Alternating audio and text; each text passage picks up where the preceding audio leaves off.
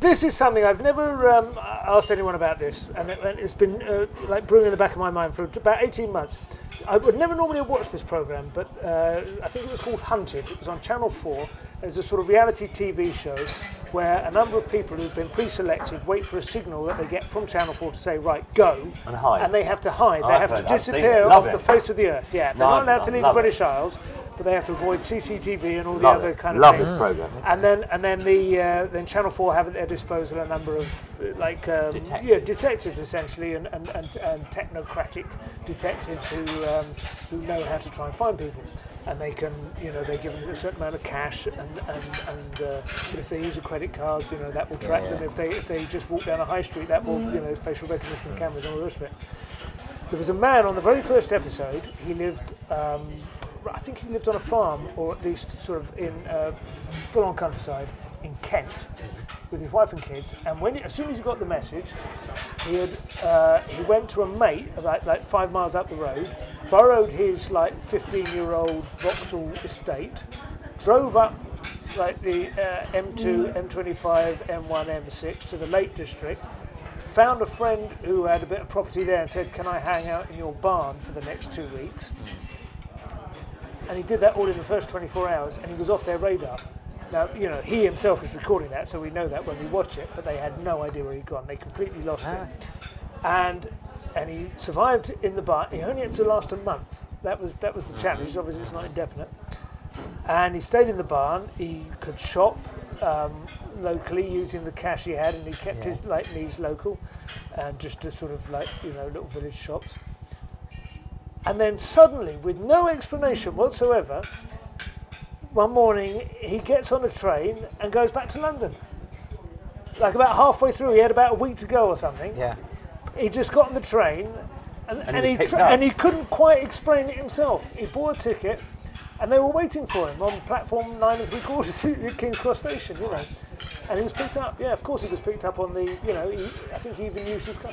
He had Why? Because he just didn't want to. He couldn't. No, he was still under the impression that he was trying to avoid capture. Yeah. He wanted to see if he could do this as well. I guess that's what he said. Oh, I see. Okay.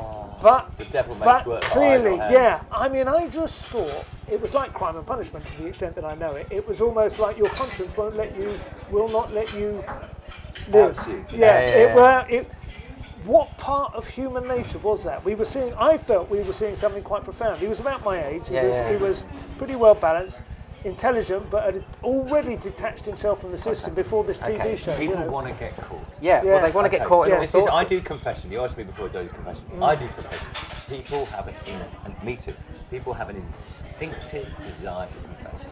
People have an instinctive desire to actually tell someone else who they are, to be recognised. Okay.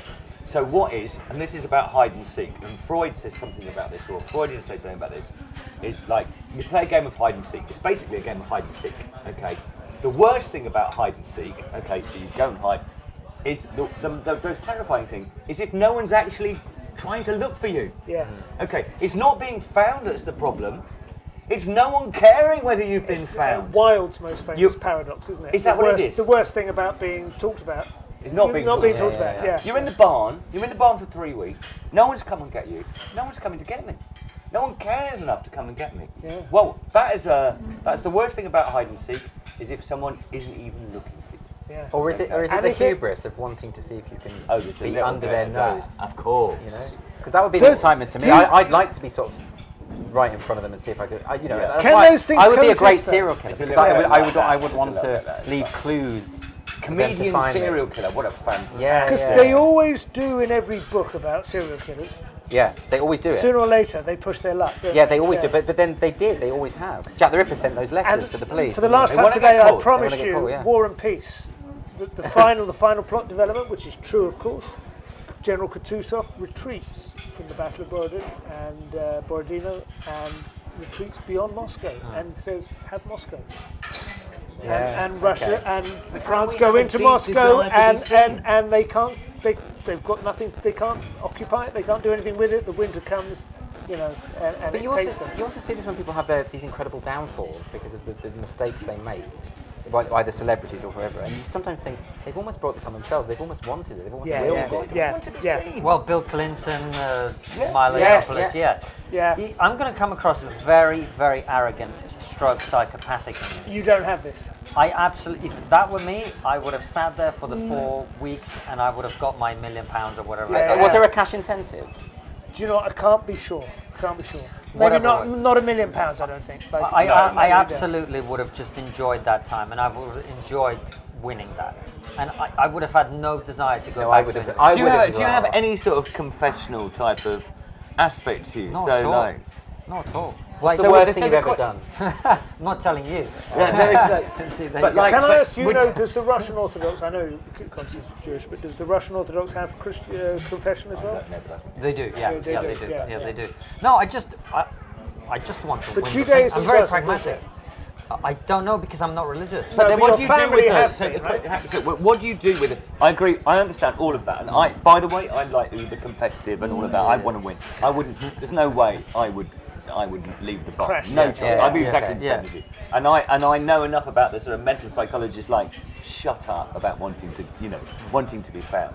But it is a part of being human. It's a part of the fundamental stuff about being human that you want to be seen and want to be found.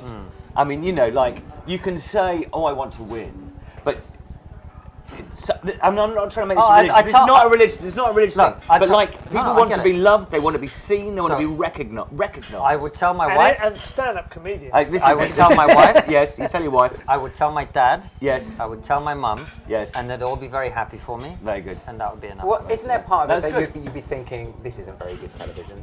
I would give a fuck about that television. might also. I did wonder whether it was that, which is almost the least interesting. But I did wonder whether. Because I think that's what people do when they're being hypnotised, isn't it? They perform because they feel they have to. Himself, he was like, he just didn't come across like somebody who would give a damn.